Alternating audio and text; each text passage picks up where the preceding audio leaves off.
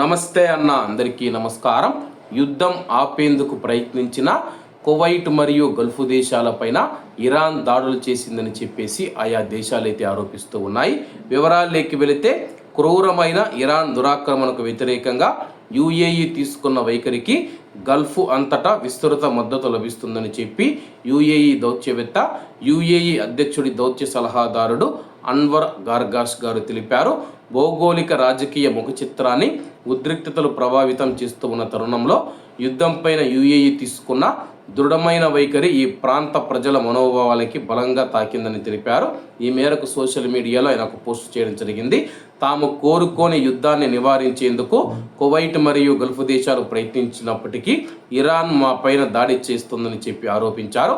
ఈ సందర్భంగా ఇరాన్ను నమ్మలేని ద్రోహపూరిత పాలనగా వివరించారు.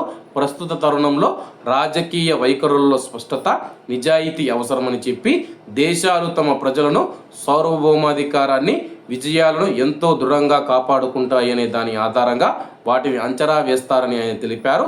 తాము ఈ సంఘర్షణలో భాగం కాదు, అదే సమయంలో జాతీయ భద్రత, స్థిరత్వాన్ని కాపాడుకునే హక్కును కలిగి ఉన్నామని యుఏఈ పదే పదే తన యొక్క వైఖరిని పునరుద్ఘాటిస్తుందని స్పష్టం చేశారు. ఇరాన్ భూభాగం పైన అమెరికా దాడులు యుఏఈలోని స్థావరాల నుంచే జరిగాయన్న ఇరాన్ వాదనలో యుఏఈ రక్షణ మంత్రిత్వ శాఖ ప్రతినిధి మేజర్ జనరల్ అబ్దుల్ నాసర్ అల్ హుమైతి గారు తోసిపుచ్చారు.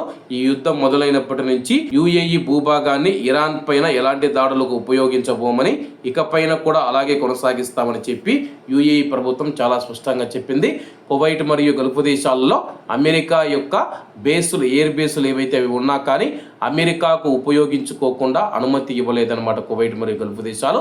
అయినా కానీ ఇరాన్ ఆయా దేశాల మీద దాడులు చేయడాన్ని తీవ్రంగా ఖండిస్తూ ఉన్నట్లు కువైట్ మరియు గల్ఫ్ దేశాల ప్రతినిధులు తెలియజేశారు.